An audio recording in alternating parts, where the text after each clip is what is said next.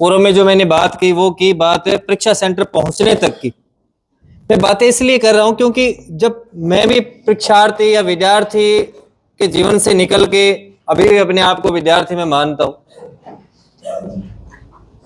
कि जिस दिन आप परीक्षा सेंटर पहुंच जाएं, आपको ये मानना कि उससे पहले आपकी बाहर परीक्षा स्टार्ट हो जाएगी। ऑटो वाला मिलेगा, नियमित आप जा रहे हो, किराया लगता है 50 रुपए, वो मांगेगा 150 रुपए, आपकी परीक्षा होगी। या तो आप सहज होके ये कहें भाई साहब 150 तो ज्यादा है, 100 ले सकते हैं, वो कहे चलो कोई ना, तो ठीक है। अगर आपने उससे लड़ना स्टार्ट कर दिया कि मैं तो रोजाना अप डाउन करता हूं, तो कैसे लेता है 150 रुपए, मैं 50 ही दूंगा, इन 50 तो 150 ज्यादा लेके तो धनवान बन जाएगा क्या? तो ये समझ लो कि आपकी परीक्षाएं स्टार्ट थी, आप उसमें फेल होना स्टार्ट हो चुके हैं। ये देखा हुआ वाक्य है मेरा। जब मैं लून कैंसर प्रधानाचार्य पोस्टेड था, वीडियो के शायद एग्जाम थे, रोडवेज की बसें पूरे राजस्थान में विद्यार्थियों के लिए निःशुल्क थी, पर एक लाइन थी कि निवास स्थान से परीक्षा सेंटर तक, उसमें कहीं नहीं लिखा हुआ कि आप जहां कोचिंग कर रहे हैं। अगर लिखा होगा तो उसका कोई एविडेंस होना चाहिए। 2 विद्यार्थी बैठे किए, कुछ रास्ते तक गए, बस वाले से लड़ना स्टार्ट कर दिया, बस वाले ने बस महाजन थाने में ले गया, उनका समय खराब हुआ। मैं मन ही मन ये कह रहा था कि 150 रुपए के चक्कर में वो सिर्फ उनसे इगोस में हाथ जोड़ लेते, बोल देते भाई साहब है नहीं किराया, तो कोई मना करता है क्या? उलझना नहीं है आपने किसी से भी। परीक्षा सेंटर पे जांच हो रहा है, किसी ने ये बोल दिया कान से ये निकालो, नाक से ये निकालो, हाथ से निकालो, गले से निकालो, पाम में धागा क्यों बंद है, आपकी जैकेट के बटन क्यों बड़े हैं, तो वो भी कार्मिक है, आपके भाई बहन है वो, अगर वो बोल रहे हैं तो वो भी किसी नियम से बंध के बोल रहे हैं, लड़ना नहीं है। लोग, मैंने देखा कि मैं एक परीक्षा सेंटर में पिछले 2nd ग्रेड में था, 9 दंपति थे और वो पति देव जो आगे आगे खड़े और मोहतरमा की पैरवी कर रहे थे।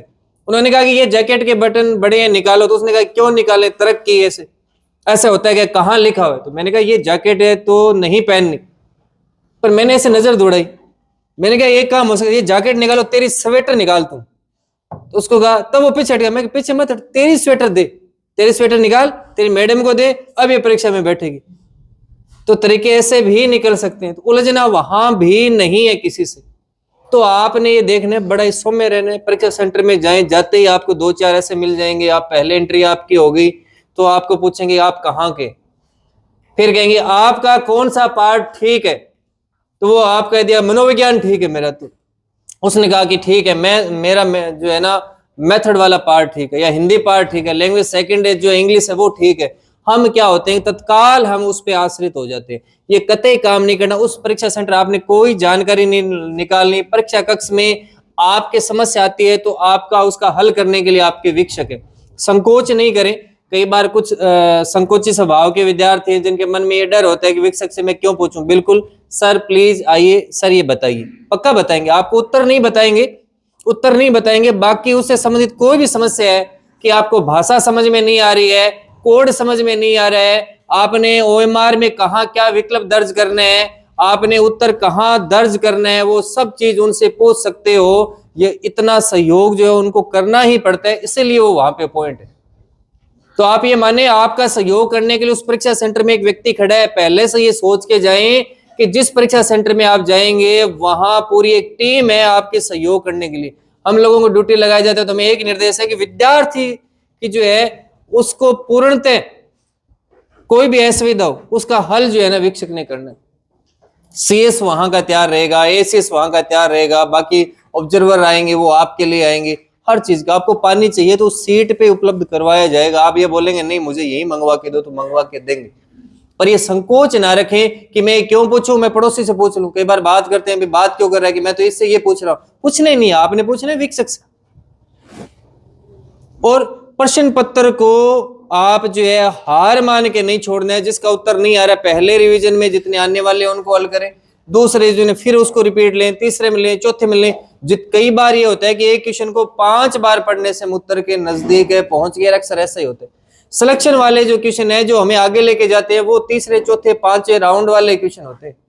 कहते हैं ना मतदान में 2 कैंडिडेट खड़े हैं और मतगणना में पहले तो आंकड़े आते हैं कि कौन आगे पीछे। अंतिम निर्णय 5वें 6ठे या 7वें 8वें राउंड वाली EVM होती है ना, निर्णय उसी में होता है कि कौन हारेगा और कौन जीतेगा। इसलिए आप भी उसी मतदान में या मतदान में जो रिजल्ट निकलता है उस ईवीएम के अनुसार जो है आप ये देखेंगे कि अंतिम वाला राउंड जो होगा वो आपके लिए निर्णायक है। उस राउंड में आप 10 क्वेश्चन भी कर रहे हैं, वो ये निर्णय करेंगे कि आप सफलता की ओर जाएंगे या अपने कार्य को एक ही समेट रहे। तो इन चीजों का आपने बड़ी बारीकी से ध्यान रखना है। 3 तारीख से हम नए सिरे से जो है नए सिरे से काम स्टार्ट कर रहे हैं। 3 तारीख को आप सारे बच्चे जो उपस्थित हो जाएंगे, ऐसा मैं मानता हूं। और होली का कोई इंतजार नहीं करेगा कि होली के बाद में हम जो है वो कार्य करेंगे। केसर जी को काफी लाइनें कंठस्थ रहती है, हिंदी का मैं भी हूं पर मुझे कंठस्थ नहीं रहती। 2-3 लाइनें अक्सर ऐसे कार्यक्रम में बोलता हूँ। मैथिली शरण गुप्त साहब की एक बात है और केसर जी की कही बात से मैं जोड़ना चाहूंगा कि हमेशा पॉजिटिव रहना है, ऐसे ऐसा है नहीं रहना मैं ये करूंगा कर लूंगा नहीं कर लूंगा।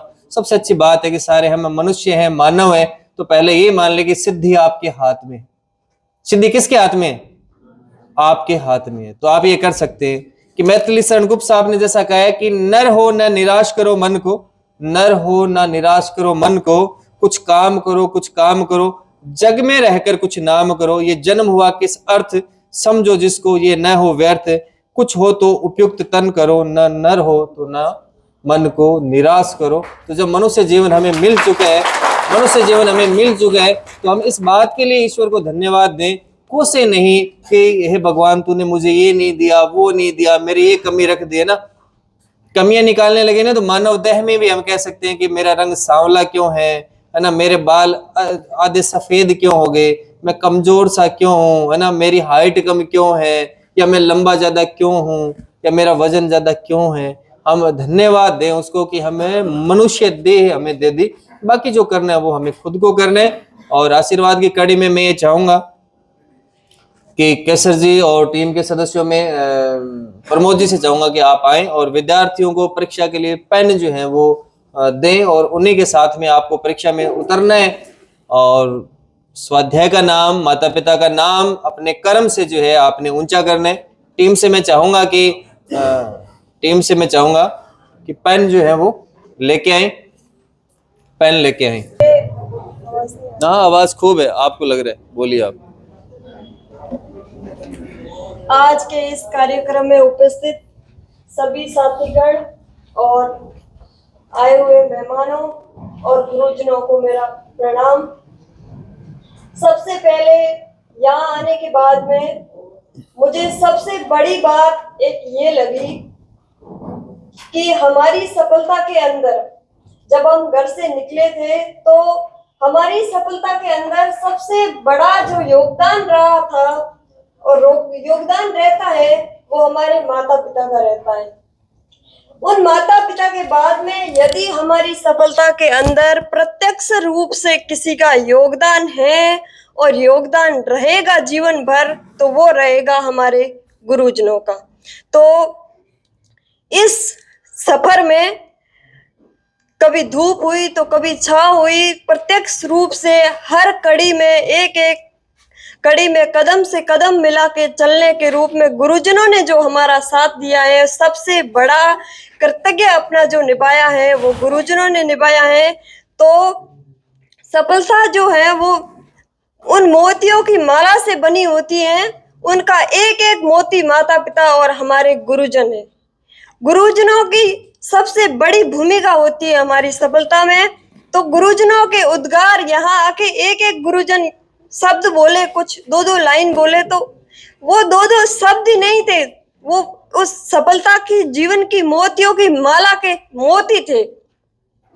तो इसी के साथ उनके उद्गार के रूप में, उनके आशीर्वाद के रूप में कुछ कहना चाहती हूँ कि राह जहां तक जाएगी, राह जहां तक जाएगी, राहगीर वहां तक जाएगा, तुम दरिया से क्या पूछते हो नीर कहाँ तक जाएगा। कि राह जहां तक जाएगी, राहगीर वहां तक जाएगा, तुम दरिया से क्या पूछते हो नीर कहाँ तक जाएगा। अरे खींच धनुष की डोर, कि खींच धनुष की डोर, निशाना साधो अपनी मंजिल का, बाकी बाद में देखेंगे कि तीर कहाँ तक जाएगा, बाकी बाद में देखेंगे कि तीर कहाँ तक जाएगा। इसी के साथ कि धरा हिला, कि दरा हिला गगन गूंजा नदी बहा पवन चला ज्योति सी जल जला विजय तेरी भुजा भुजा फड़क फड़क रक्त में धड़क धड़क धनुष उठा प्रहार कर सबसे पहला वार कर विजय तेरी हिरण सी सजग सजग कि हिरण सी सजग सजग अग्नि सी दधक दधक सिंह सी दहाड़ कर तू संत सी पुकार कर विजय तेरी न रुकेगा तू कभी न थकेगा तू कभी न हारेगा तू कभी अग्निपथ अग्निपथ अग्निपथ विजय तेरी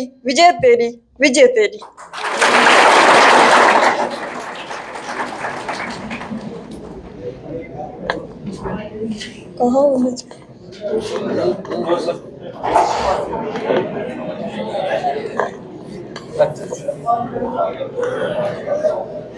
हाँ बिल्कुल बिल्कुल बिल्कुल बिल्कुल बिल्कुल इनके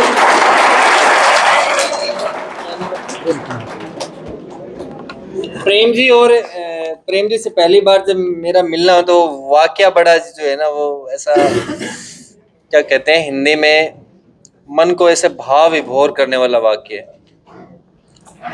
शायद गर्मी के जाने का समय सर्दी का आने वाला ऐसा समय ऐसा था। अपने ये नहीं कह सकते कि बिल्कुल मौसम जो है ना अच्छे वाला हो गया। अगर 2 बजे के समय हम सफर करेंगे तो हमें पसीना भी आ सकता है। मैं तब तक चाहूंगा अभी एक चेयर इधर लगा दो केसर जी और थोड़ा बैठ जाएंगे ना, थोड़ा समय लगे। खड़े हो, थोड़ी सी देर में पूरी करता हूँ बात को।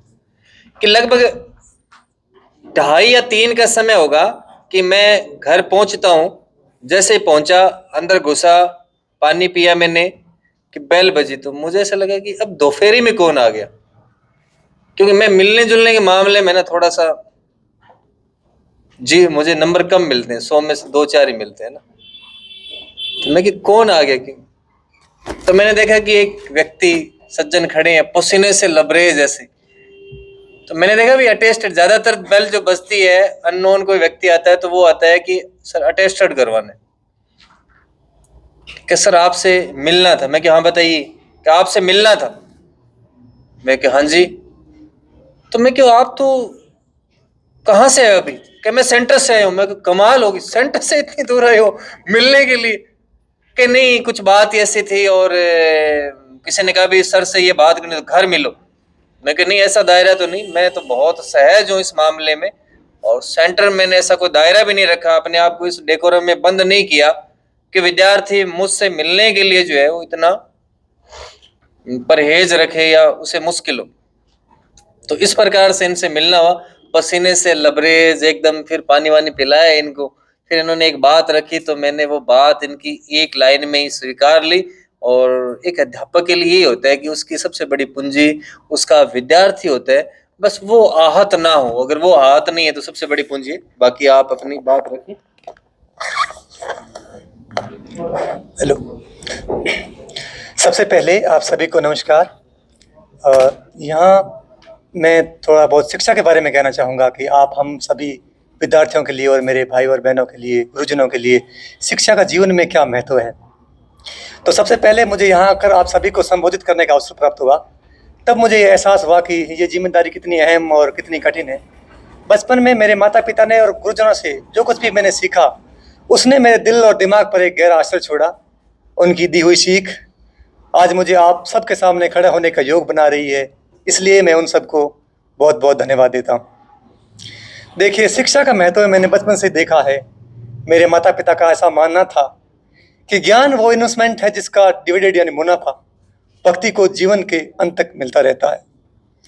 मैं ऐसा मानता हूँ कि सामान्य जिंदगी जीने के लिए इंसान को रोटी, कपड़ा, मकान के अलावा अगर किसी चीज़ की सबसे ज़्यादा ज़रूरत होती है तो वो है शिक्षा, एजुकेशन। यदि आपके पास धन है तो आप उसे गोल्ड में कन्वर्ट कर सकते हैं। धन हो या सोना, दोनों का ही हमेशा खो जाने का या कम होने का डर हो सकता है। यदि इसी धन को हम नॉलेज में कन्वर्ट करते हैं तो ना वो कभी कम होगा, ना उसकी चोरी हो सकती। Many ladies and gentlemen, anyone can steal. Knowledge cannot be stolen from you.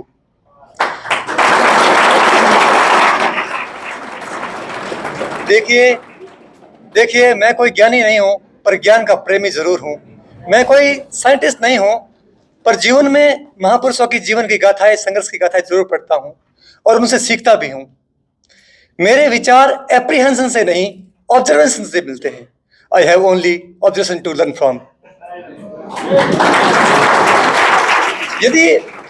यदि मैं आपसे पूछूं कि इस दुनिया में सबसे शक्तिशाली व्यक्ति कौन है, तो शायद मेरे भाई बहन कोई कहेंगे जिसके पास बहुत सारा धन है, संपत्ति है, या किसी राजा महाराजा की संतान, या किसी देश का कोई मंत्री, मुख्यमंत्री। कुछ ऐसा नहीं है। लेकिन शिक्षा में अगर देखा जाए, जीवन में बहुत सी बातों ने मुझे प्रभावित किया है, और ये मेरे जीवन का अनुभव शायद सुनने में साधारण लगे। इंसान अपने जीवन में 2 चीजें अगर एक बार सीख लेता है तो उसे कभी भूलता नहीं है। एक है स्विमिंग, तैरना, और दूसरा है साइकिल चलाना। वर्षों के बाद भी अगर आप इन क्रियाओं को करेंगे तो आपको इस बात की चिंता नहीं होगी कि आपको तैरना या साइकिल चलाना याद है कि नहीं। मैं ऐसा मानता हूं कि हम सभी जो 27 तारीख को एग्जाम देने जा रहे हैं, आपको अग्रिम शुभकामनाएं और बहुत बहुत धन्यवाद। मैं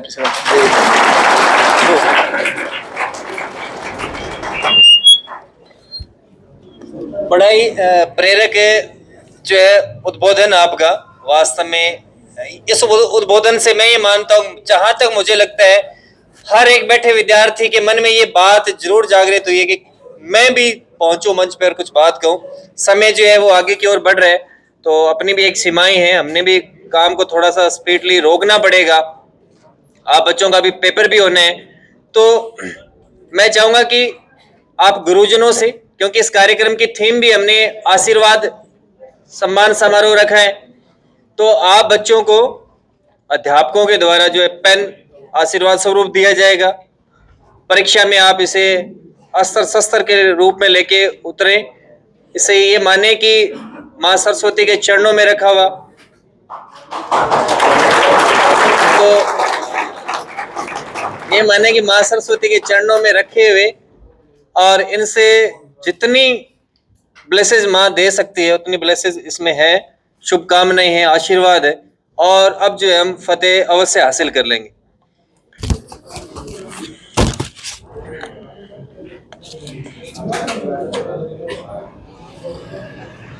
यहीं से क्या समझा ना। तो मैं बेटियों को कहना चाहूंगा कि सबसे पहले जो है वो आना आप स्टार्ट करें। आइए, एक एक पंक्तिबद्ध बड़े अनुशासन से आप जो है एक एक विद्यार्थी जो है क्रमबद्ध चलते रहे। आप ये रख दो, जाओ। हाँ,